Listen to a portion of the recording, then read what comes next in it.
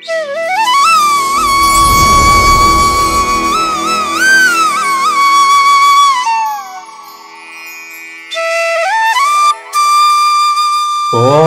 శ్రీ సచిదానంద సమర్థ సద్గురు సాయినాథ్ మహారాజ్ కీ జై. ముందుగా సాయి భక్తులందరికీ నమస్కారం అండి. వీడియో చూస్తున్న ప్రతి ఒక్కరిపైన ఆ సాయినాథుని ఆశీస్సులు ఉండాలని, బాబా గారి భక్తులందరూ ఎప్పుడూ కూడా ఆనందంగా సంతోషంగా వారి జీవితాన్ని గడపాలని మనస్ఫూర్తిగా కోరుకుంటూ ఈ వీడియో స్టార్ట్ చేస్తున్నాను ఫ్రెండ్స్. రోజులాగే ఈరోజు సందేశంలో కూడా బాబా గారు ఒక చక్కటి సందేశాన్ని అయితే తన బిడ్డల కోసం తీసుకొచ్చారండి. అయితే ఈరోజు బాబా గారు తన బిడ్డలతో ఈ విధంగా చెప్తూ ఉన్నారండి. తల్లి, ఈరోజు నా మనసులో మాట చెప్పుకోవడానికి నిన్ను ఎంచుకున్నానమ్మా. వెంటనే విను బిడ్డ, కోట్లలో ఒక్కరికి దక్కే అదృష్టం ఇది, అస్సలు వదులుకోకు అని బాబా గారు అంటూ ఉన్నారండి. అయితే ఈరోజు ఈ సందేశం ఎవరైతే వింటూ ఉన్నారో వాళ్ళు ఎంతో అదృష్టవంతులనే మనం చెప్పుకోవచ్చు. ఎందుకంటే బాబా గారి స్వయంగా అంటూ ఉన్నారు, కోట్లలో ఒకరికి దక్కే రాజయోగం తల్లి ఇది. ఈరోజు ఈ సందేశం వింటున్నావంటే నువ్వు ఎంతో అదృష్టవంతురాలివని బాబా గారు చెప్తూ ఉన్నారు. అయితే ఈ సందేశం కనుక మీరు వింటూ ఉంటే మీరు చాలా చాలా అదృష్టవంతులు. అయితే బాబా గారు ఎందుకు తన బిడ్డలను అదృష్టవంతులు అంటున్నారో, బాబా గారు ఏ విధమైనటువంటి విషయాన్ని తన బిడ్డలతో పంచుకోవాలనుకుంటున్నారో స్వయంగా ఆ తండ్రి మాటల్లోనే విని తెలుసుకుందామండి. అయితే ముందుగా బాబా గారు తన బిడ్డలతో ఇంకేం చెప్తున్నారో ఒకసారి విందాం. బాబా గారు తన బిడ్డలతో ఈ విధంగా చెప్తూ ఉన్నారండి. బిడ్డ, సప్త సముద్రాలు దాటి ఈరోజు నీతో మాట్లాడాలని వచ్చానమ్మా. నిర్లక్ష్యం చేయకు తల్లి, వెంటనే ఇది విను. కేవలం నీ కోసం మాత్రమే ఈ సందేశం నేను తీసుకువచ్చాను. ఎన్ని సముద్రాల ఆవల ఉన్నా, ఎన్ని ఖండాలు దాటి ఉన్నా సరే ఈ సందేశాన్ని నువ్వు తప్పక వింటావు. ఈ సందేశం నీ కంట పడింది అంటే నేను నీ కోసం మాత్రమే ఈ వాక్యం చెప్పానని గుర్తుపెట్టుకో బిడ్డ. నిర్లక్ష్యం చేయకుండా వెంటనే వినమ్మా. ఇది నీకైన వార్త తల్లి అని బాబా గారు చెప్తూ ఉన్నారండి. బాబా గారు చెప్తూ ఉన్నారు, తన బిడ్డలు ఎంత దూరంలో ఉన్నా, సప్త సముద్రాల ఆవల ఉన్నా సరే, ఏదో వేరొక ఖండాలు దాటి వేరొక ఖండంలో ఉన్నా సరే తప్పకుండా ఈ సందేశం నేను ఎవరి కోసం అయితే పంపానో ఆ ప్రతి ఒక్క బిడ్డ ఈ సందేశాన్ని వింటారు అని బాబా గారు చెప్తూ ఉన్నారు. ఒకవేళ మనం ఈరోజు ఈ సందేశాన్ని కనుక మీరు వింటూ ఉన్నట్లయితే మీరు ఎంతో అదృష్టవంతులండి. ఎందుకంటే కేవలం మీకోసం మాత్రమే బాబా గారు ఈ సందేశాన్ని పంపారు. ఆ అదృష్టవంతులలో మనం భాగస్వాములమైనందుకు మనం ఎంతో సంతోషించాలండి. అయితే మనల్ని ఉద్దేశించి బాబా గారు తన మాటలలో ఏమంటున్నారో తెలుసా ఫ్రెండ్స్? తల్లి, నువ్వు ఎప్పుడూ కూడా ఎందుకమ్మా ఒంటరిగా కూర్చొని బాధపడుతూ ఉన్నావు? నువ్వు ఆశపడ్డ బంధం నిన్ను పట్టించుకోవడం లేదని దిగులు పడుతూ ఉన్నావు కదా తల్లి. అందుకే ఈరోజు సప్త సముద్రాలు దాటి నీతో మాట్లాడాలని వచ్చాను. అవును తల్లి, నీకు ధైర్యం చెప్పడానికే వచ్చాను. నీ జీవితం ఎలా ఉండబోతోందో చెప్పడానికి వచ్చానమ్మా. నువ్వు ఏం చేస్తే నీ జీవితం మారుతుందో చెప్పడానికి వచ్చాను. శ్రద్ధగా విను. చూడు తల్లి, నీకొక రహస్యం చెప్పనా? నువ్వు నా బిడ్డవి తల్లి. నువ్వు నా బిడ్డవన్న విషయాన్ని ఎప్పుడూ మర్చిపోకు. నీకు ఎంతో అదృష్టం ఉంది కాబట్టే నీకు ఇలాంటి కుటుంబం దొరికింది. అయినా కానీ నువ్వు ధనం సంపాదించాలని వారిని నిర్లక్ష్యం చేస్తూ ఉన్నావు. ఎందుకు బిడ్డ? నువ్వు డబ్బు ఎక్కువ సంపాదించాలని ఆశపడి వారిని అస్సలు పట్టించుకోవడం లేదు. ఒక్కసారి కళ్ళు తెరిచి చూడమ్మా. నీ వారు ఎంత బాధపడుతున్నారో నీకే తెలుస్తుంది. కానీ బాబా, నేను ఇదంతా చేసేది వారు ఆనందంగా ఉండాలనే కదా అని నీ మనసులో అనుకోవచ్చు తల్లి. అది నిజమే. ఈ లోకంలో డబ్బు లేకపోతే ఏది దొరకదమ్మా, నేను ఒప్పుకుంటాను. కానీ నువ్వు ఎంత సంపాదించినా ఏం లాభం చెప్పు? నీ కుటుంబంతో గడిపిన ఆనంద క్షణాలు కొన్నైనా ఉన్నాయా? నువ్వు నీ కుటుంబ సభ్యులందరికీ డబ్బునిస్తున్నావు, కోరిందల్లా తెచ్చి ఇస్తున్నావు. కానీ వారి మొహంలో కొంచెమైనా ఆనందం ఉందా చెప్పు బిడ్డ? నీకు ఎనలేని ధనం ఉందమ్మా, అష్టైశ్వర్యాలు ఉన్నాయి, కానీ ఆనందం లేదు. ఒక్కసారి నీ కుటుంబ సభ్యులతో మనసు విప్పి మాట్లాడి చూడు. వారి సంతోషంలో పాలు పంచుకొని చూడు. అప్పుడు నీకే తెలుస్తుంది బిడ్డ, నీ సంపాదన నీ కుటుంబానికి ఎంత అవసరం, నీ ప్రేమ ఎంత అవసరం అని. ఆ విషయం నీకే అర్థమవుతుంది. ఇదంతా నీకే ఎందుకు చెబుతున్నానో తెలుసా తల్లి? నువ్వు నా బిడ్డవి కాబట్టి. నువ్వు ఎంతో మంచిదానివమ్మా, నువ్వు ఎంతో మంచివాడివి. కానీ డబ్బు వ్యామోహంలో పడి నీ కుటుంబాన్ని నిర్లక్ష్యం చేస్తూ ఉన్నావు. ఇదంతా వారి కోసమే కదా చేస్తాననేటువంటి భ్రమలో నువ్వు బతుకుతూ ఉన్నావు. చూడు బిడ్డ, డబ్బు అవసరమే, కానీ డబ్బు ఒక్కటే అవసరం కాదు. నీ కుటుంబాన్ని కూడా నువ్వు చూసుకోవాలి. నీ కుటుంబ బాధ్యత నీపై ఉంది. నీ కుటుంబానికి కావలసినవి అందిస్తే సరిపోదు నాయనా. వారు సంతోషంగా ఉన్నారా లేదా అని చూసుకోవాల్సిన బాధ్యత నీపై ఉంది. చాలా వరకు డబ్బులు ఇస్తే సంతోషంగా ఉండరు బిడ్డ. నీ ప్రేమను పంచితే ఆ ప్రేమలో సంతోషాన్ని వెతుక్కునేవారు బిడ్డ నీ కుటుంబ సభ్యులు. ఆ కుటుంబాన్ని నిర్లక్ష్యం చేయకు. డబ్బు వారి అవసరాలను మాత్రమే తీరుస్తుంది, కానీ నీ ప్రేమ వారిని సంతోషపెడుతుంది. వారు మర్చిపోలేని తీపి జ్ఞాపకాలను వారికి మిగులుస్తుంది. అర్థమైందా బిడ్డ? నీ ధనం కంటే నీ ప్రేమ ఎక్కువ వారిపై ప్రభావం చూపుతుంది తల్లి. అందుకే బిడ్డ, నా బాధ్యతను నేను నిర్వర్తిస్తున్నాను. ఇక నీ కుటుంబంతో ఆనందంగా ఉండు. ఈ విషయాన్ని నీకు చెప్పడానికే పరుగు పరుగున వచ్చాను బిడ్డ. ఎందుకంటే జరిగిపోయిన కాలం మళ్ళీ రాదు. ఈ సందేశం నువ్వు తప్పకుండా విని తీరాల్సిందే తల్లి. ఎందుకంటే గడిచిన కాలం మళ్ళీ రాదు.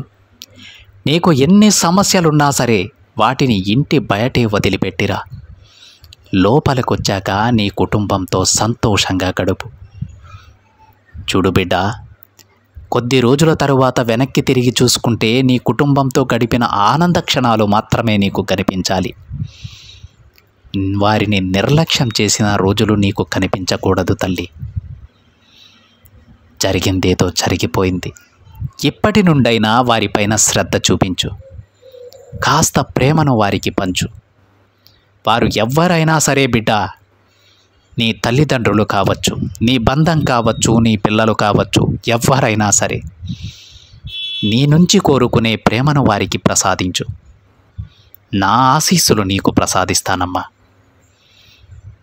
నువ్వు ఎప్పుడైతే నీ కుటుంబంతో సంతోషంగా ఉంటావో బయటికి వెళ్ళాక కూడా నువ్వు విజయాన్ని సాధించగలవు. నువ్వు ఏ పనిలో విజయం సాధించాలన్నా, ఎంత సంతోషంగా గడపాలన్నా అది కేవలం నీ కుటుంబం పైన మాత్రమే ఆధారపడి ఉంటుందని తెలుసుకో. నువ్వు సంతోషంగా ఉండు, వారిని సంతోషంగా చూసుకో. ఇక నువ్వు ప్రతి పనిలో గెలుస్తూనే పోతావు. ఈ తండ్రి ఆశీస్సులతో నువ్వు పట్టిందల్లా బంగారం అవుతుందమ్మా. నా ఆశీస్సులు నీకు ఎప్పుడూ ఉంటాయి బేట. బాబా, ఇప్పుడు నా మనసంతా బాధతో నిండిపోయింది తండ్రి. దానికి కారణమేంటో కూడా నాకు తెలియడం లేదు. నా దిగులు ఎలా పోగొట్టుకోవాలో కూడా నాకు తెలియడం లేదు. నా మనసులో పిచ్చి పిచ్చి ఆలోచనలు వస్తున్నాయి బాబా. వీటి నుంచి నేను ఎలా బయటపడాలి? నన్ను కాపాడు, దానికి దారి చూపించండి తండ్రి అని నువ్వు నా దగ్గర పెట్టిన ప్రార్థన నేను విన్నాను. అందుకు పరిష్కారమే ఈ సందేశం. అవును బిడ్డ, నీ దిగులుకు కారణమేమిటో తెలుసా?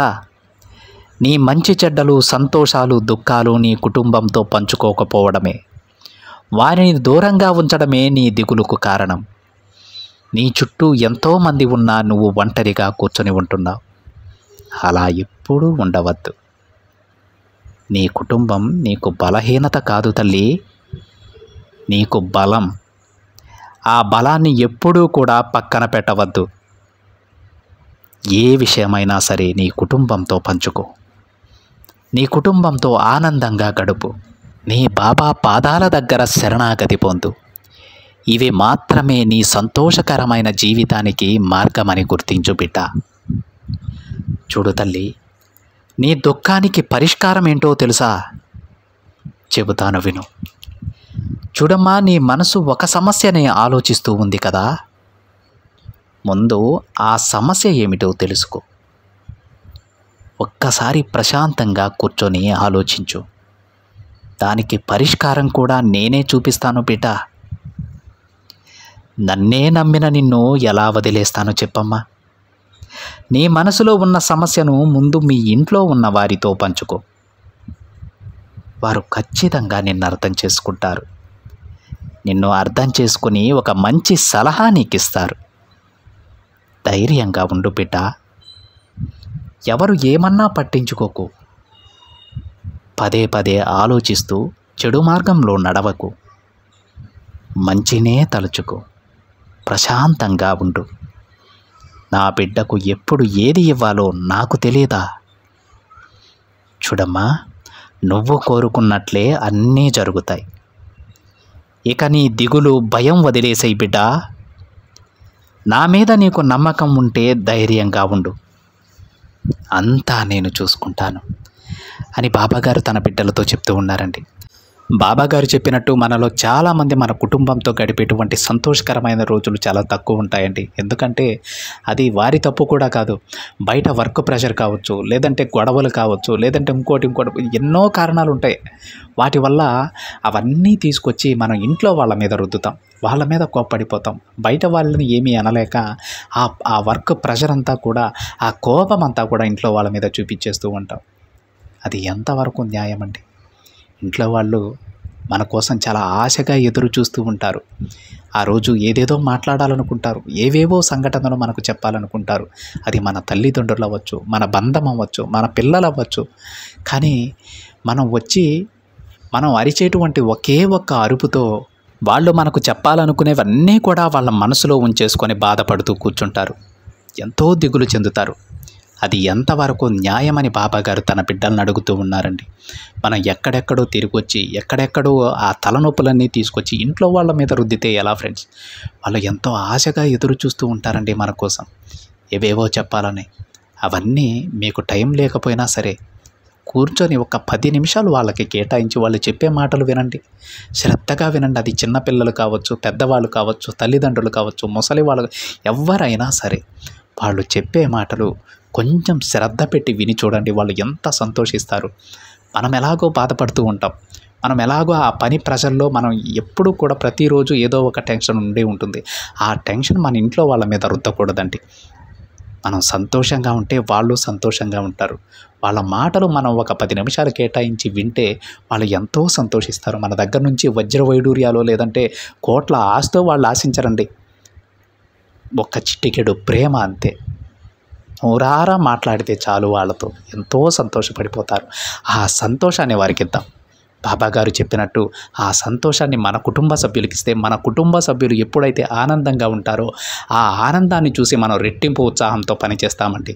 పట్టుకున్న ప్రతి పనిలో విజయం సాధిస్తాం. ఈ మాటనే బాబాగారు తన బిడ్డలకు చెప్పడానికి పరుగున వచ్చారండి. మీరు ఎక్కడో విఫలమవడం లేదు, మీరు ఇంట్లోనే విఫలమైపోతూ ఉన్నారు. మీరు ఇంట్లో గొడవ పెట్టుకొని బయటకు వెళ్తే అక్కడ విజయం ఎలా సాధిస్తారు? మీరు ఇంట్లో నుంచి సంతోషంగా ఒకసారి బయటికి వెళ్ళి చూడండి. ఇంట్లో ఎంతో ఆనందంగా ఇంట్లో నుంచి బయలుదేరి బయటికి వెళ్ళి చూడండి. 90% పనులు పూర్తయిపోతాయండి. మీరు అవ్వదు అనుకున్న పని కూడా పూర్తయిపోతుంది. ఎందుకంటే ఇంట్లో నుంచి ఎవరైతే ఆనందంగా బయటకు వెళతారో వారి మొహంలో ఒక వర్చస్సు, ఒక కళ ఉంటుంది.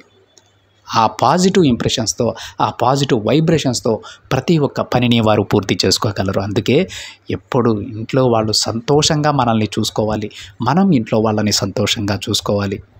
బయట నుండి ఇంట్లోకి ప్రవేశించేటప్పుడే మన పాదుకలతో పాటు మన టెన్షన్స్ అన్నీ కూడా అక్కడే వదిలేసి మనం ఇంట్లోకి వెళ్ళాలి.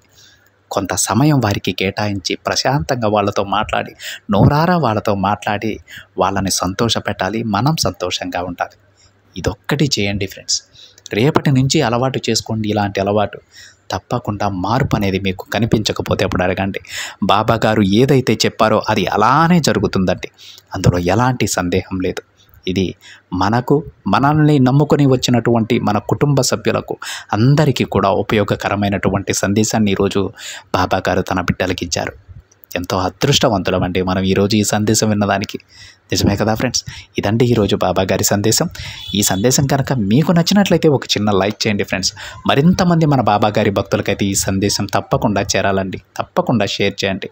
మొదటిసారిగా ఛానల్ని చూసేవాళ్ళు మాత్రం తప్పకుండా సబ్స్క్రైబ్ చేసుకొని పక్కన ఉన్న బెల్ ఐకాన్ని యాక్టివేట్ చేయండి. మరొక బాబా గారి సందేశంతో మరొక వీడియోలో కలుద్దాం. అంతవరకు ఓం సాయిరామ్.